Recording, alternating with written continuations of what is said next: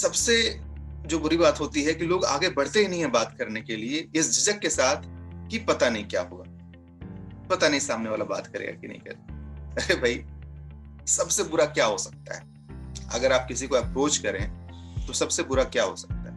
आपसे बात नहीं करेगा, कोई बात नहीं, हम दूसरे को अप्रोच करेंगे, तीसरे को करेंगे, चौथे को करेंगे। हजारों लोग हैं दुनिया में, लाखों लोग हैं, हम एक एक करके अप्रोच करेंगे।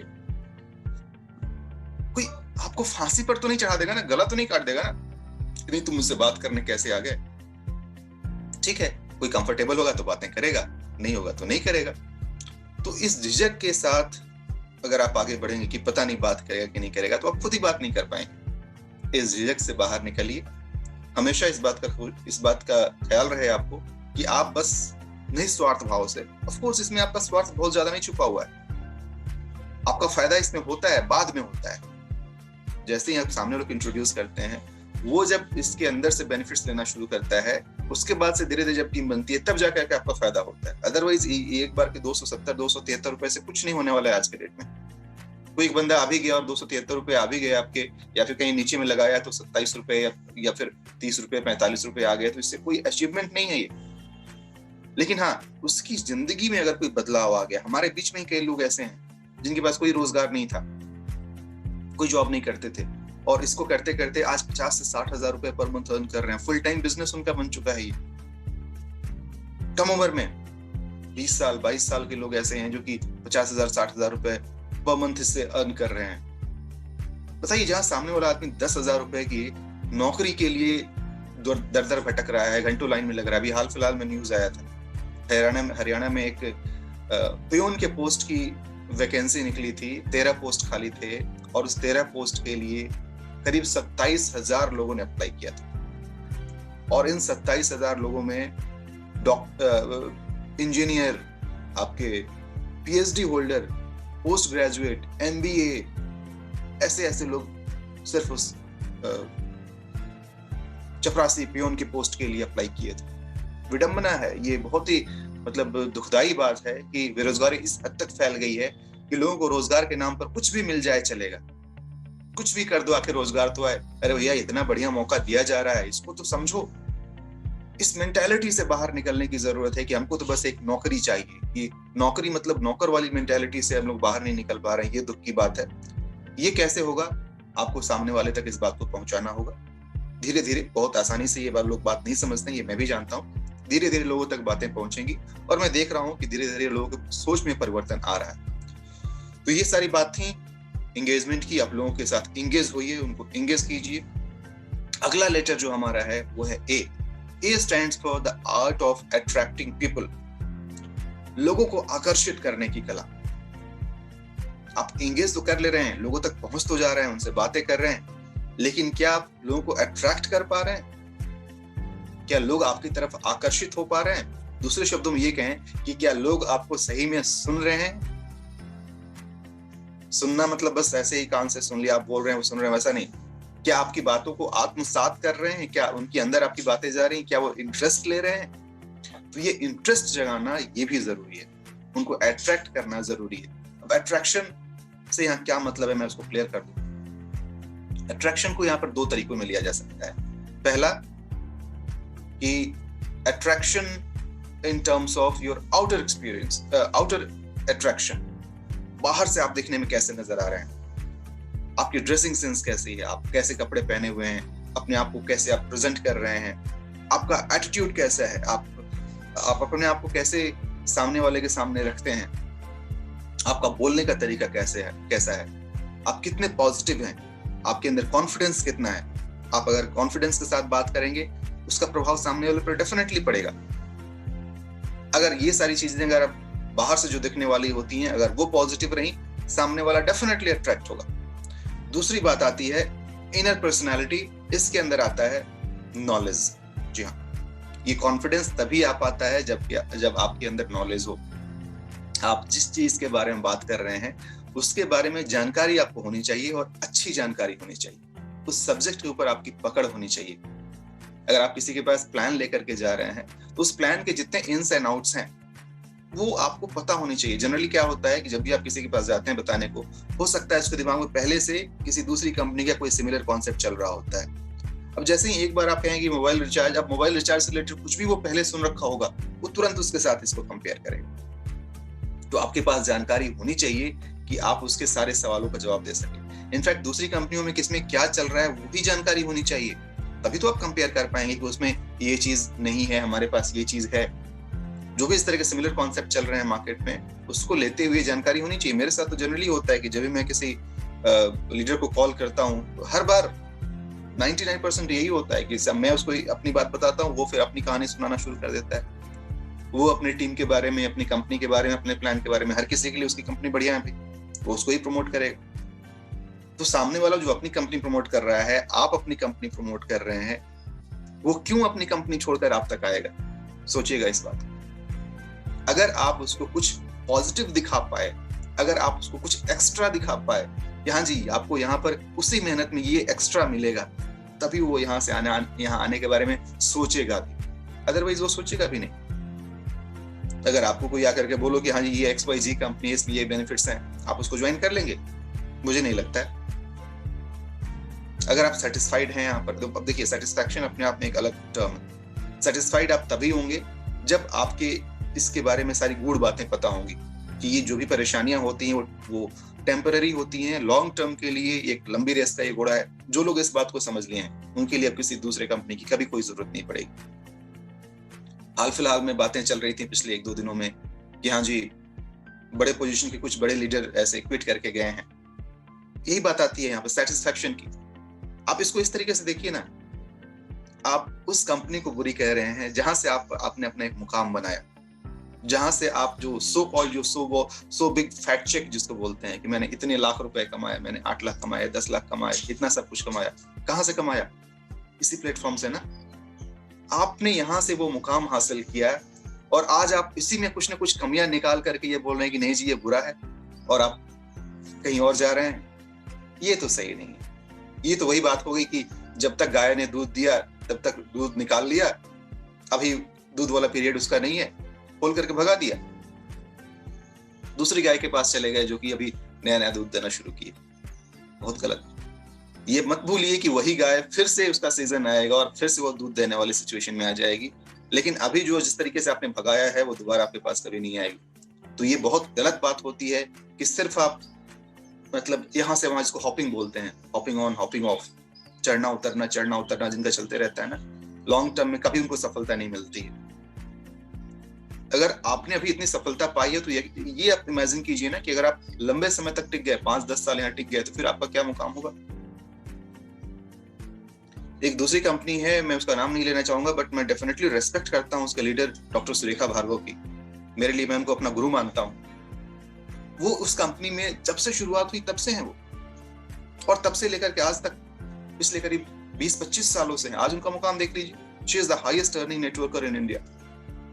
उनको कोई दूसरी कंपनी के बारे में बता के देख ले और उनको अपनी कंपनी में ज्वाइन करा के देख ले, क्या उनको ऑफर नहीं आते होंगे? आपको ऑफर नहीं आते हैं क्या?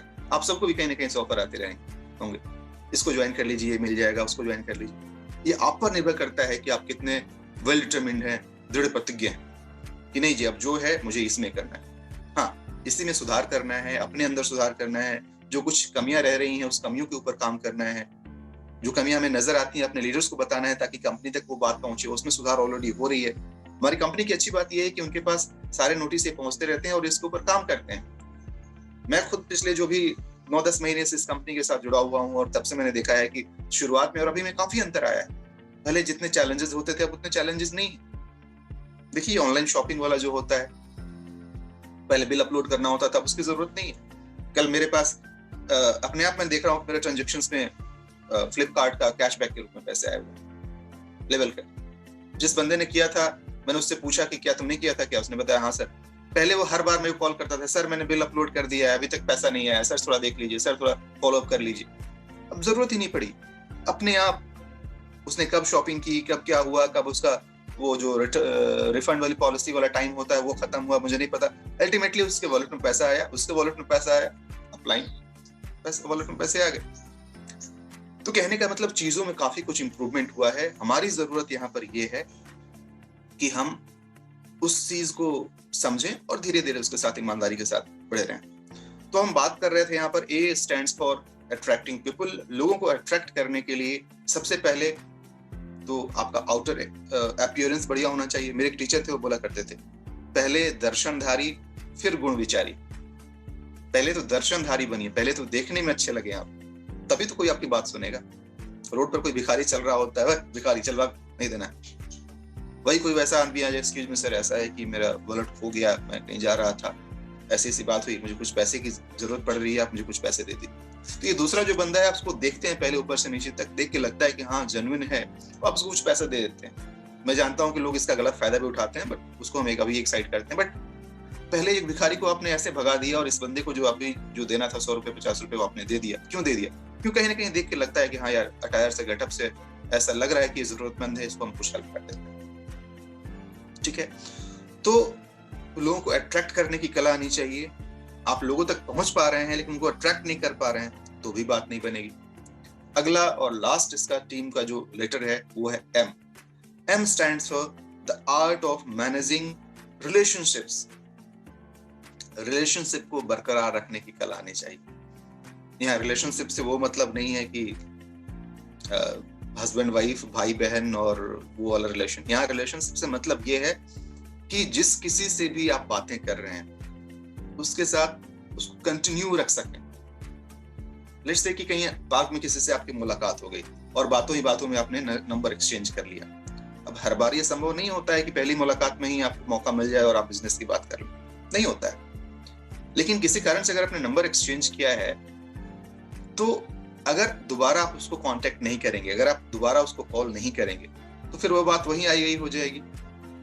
तो आपको याद रहना चाहिए कि मैंने फला आदमी का नंबर फला जगह से लिया था और इनसे एक बार बातचीत करनी चाहिए मुझे। हेलो हाय के लिए बात कर लीजिए, बस ऐसे ही। और कैसे हैं, उस दिन आपसे मुलाकात हुई थी, काफी अच्छा लगा, क्या चल रहा है, कैसे हो रहा है। होगा क्या इससे? ऑफ कोर्स हो सकता है दूसरी बार भी अपने बिजनेस को कोई बात नहीं की, और करना भी नहीं चाहिए। मुझे तो यही लगता है, ये गलती मैंने की है इसलिए मैं बता रहा हूँ। शुरुआत में जब नया नया था, बिल्कुल एक्साइटेड रहता था, लोगों को ढूंढ ढूंढ करके अपने लोग निकालते थे कि यार दोस्त कैसे हो, क्या है, ऐसे ऐसे मुझे एक बिजनेस अपॉर्चुनिटी मिली है। सामने वाला हंस देता था मेरे पर, क्या यार इसलिए ढूंढ रहे थे क्या मेरा नंबर? बाद में मुझे एहसास हुआ कि ये गलत है। आप किसी को कांटेक्ट कर रहे हैं और कांटेक्ट करने के साथ ही आपने अपने बिजनेस के बारे में बातें करने शुरू कर दी, कोई नहीं सुनेगा आपकी बात, बुरा लगेगा। तो पहले तो रैपो तैयार कीजिए, रिलेशनशिप मेंटेन कीजिए, 5 बार 6 बार 10 बार ऐसी बातें आप कीजिए। फिर धीरे धीरे आप देखिए कि एक माहौल बन जाएगा जिसमें आप अपनी बात रख सकते। अब मैं आपको बताता हूँ, अभी मेरे साथ हो रहा है। एक लीडर है, दूसरी कंपनी के हैं, वो मुझे हर रोज गुड मॉर्निंग मैसेज भेजते हैं, हर रोज। एक बार मैं जानता हूँ कि वो किस कंपनी में है, मैं जानता हूँ वो क्या काम कर रहे हैं, लेकिन अभी तक उन्होंने अपनी बात मेरे सामने नहीं रखी है। अभी तक उन्होंने ये नहीं कहा है कि हाँ मैं ऐसा चाहता हूँ, बट मैं जानता हूँ कि अगला स्टेप क्या होने वाला। मैं जानता हूँ कि वो मुझे अप्रोच करेंगे, मैं भी उनसे बातें करता हूँ, अप्रोच अपना हेलो हाय चल रहा है, देखते हैं। वो ऑफ कोर्स पहला कदम वही डालने वाले हैं यहाँ पर। तो चूंकि मैं जानता हूँ कि उनका इंटेंशन है, तो मैं वेट कर रहा हूँ कि पहले वो एक बार अपनी तरफ से अप्रोच कर लें, फिर मैं उसको दूसरे तरीके से हैंडल करूंगा।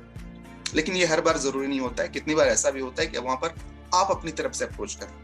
चलिए उसका एक छोटा सा एग्जांपल देता हूँ। हाल फिलहाल की बात है, OLX के ऊपर मैंने एक ऐड डाला था, मुझे कुछ सामान अपना परचेज सेल करना था। मैंने उसका ऐड डाला। ऐड डालने के बाद से जनरली जैसा होता है कि कॉल आना शुरू हुआ। उसमें एक कॉल आया मेरे पास और कि हाँ सर, मैंने देखा आपका सामान OLX पे पड़ा हुआ था, वहां से नंबर मिला, आप सेल करना चाहते हैं? मैंने कहा कि जी हाँ करना चाहता हूँ, नहीं करना चाहता था क्योंकि वो अब सेल हो चुका है। ओहो सो सॉरी, मैं मिस कर गया उसको। मैंने कहा जी कोई बात नहीं, बस ठीक है। तो पता नहीं क्यों वो पूछ लिया मुझसे कि वैसे आप क्या करते हैं।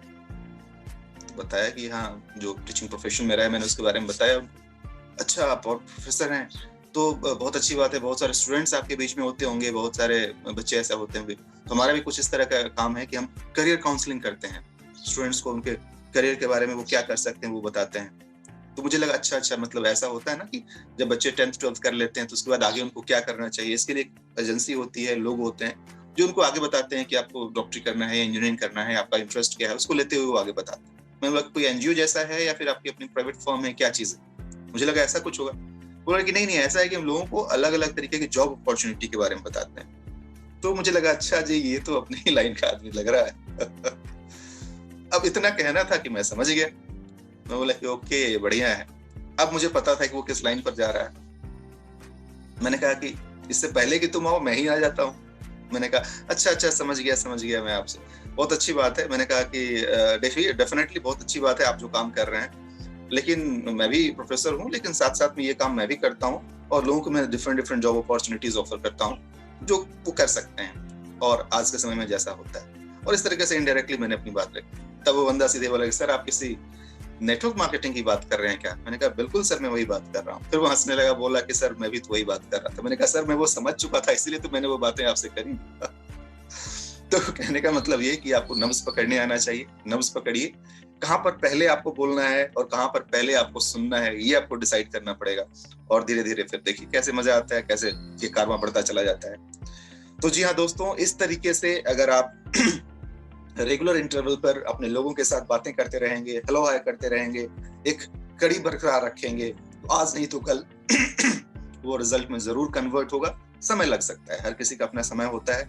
बहुत सारे लोग ऐसे होते हैं जो इमीडिएटली ज्वाइन कर लेते हैं, बहुत सारे लोग ऐसे होते हैं जिनके इसमें आने में समय लगता है। सुरेंद्र सर ने आपको कहानी सुनाई होगी कि मेरे इस कंपनी को ज्वाइन करने के पीछे कैसा है। मुझे पता चला था 2018 में ही, लेकिन उस समय तक मैं मेंटली रेडी नहीं था ऐसा कुछ भी काम करने के लिए। जब मुझे पता चला फिर दोबारा लॉकडाउन के दौरान कि हाँ ऐसा कुछ चल रहा है और चीजें अभी तक चल रही हैं, 2018 से लेकर 2020 तक ठीक ठाक चल रही हैं, फिर मेरा इंटरेस्ट जगा और फिर जब मैं कैसे आया हूँ आप देख रहे हैं कि within a short span of time of 7 to 8 months I've achieved this rank। तो दोस्तों बहुत बहुत धन्यवाद आपका अभी तक ध्यान से सुनने के लिए, उस पूरी जर्नी को सुनने के लिए। एक बार क्विक में समराइज कर देता हूँ उसको। टीम, 4 लेटर हैं इसके, TEAM। T stands for the art of building trust। अपना यकीन बनाइए, लोगों के बीच में विश्वास बनाइए ताकि लोग आप पर यकीन कर सकें। E the art of engaging with people। लोगों के साथ इंगेज होइए, किसी भी फंक्शन में जाइए, कहीं भी लोगों से मिलिए, उनसे बातें करने की कोशिश कीजिए और धीरे धीरे अपनी बातें उन तक रखिए। A art of attracting people। लोगों को आप अट्रैक्ट कर पाए इसके लिए पहले तो आपका अपीयरेंस ठीक होना चाहिए, आप देखने में ठीक लगने चाहिए और फिर आपके अंदर वैसी जानकारी होनी चाहिए, वो कॉन्फिडेंस होना चाहिए, वो एटीट्यूड होना चाहिए जिसके कारण से लोग आप तक पहुंचे। और M stands for the art of managing relationship। आप लोगों के साथ रिलेशनशिप मैनेज कर पाए, उनको समय दे पाए, कब किसको कितनी बातें करनी है, कितना किसको बहुत लंबे समय तक नहीं छोड़ना है, इन सारी बातों की जानकारी अगर आप तक होगी तो यकीन मानिए दोस्तों, टीम बनाने से आपको कोई नहीं रोक सकता है। मैं बार बार कहता हूँ समय लग सकता है, रिजेक्शंस आपको जरूर झेलने पड़ेंगे, ऐसा कोई श्योर शॉर्ट सक्सेस फॉर्मूला कहीं कुछ नहीं होता। रिजेक्शंस आपको झेलने पड़ेंगे, लेकिन उस रिजेक्शंस के बीच में भी अगर आप बढ़ते चले गए तो एक दिन आपकी टीम भी बड़ी होती चली जाएगी। Thank you so much friends. Rahul Shukla signing off. Thank you so much friends.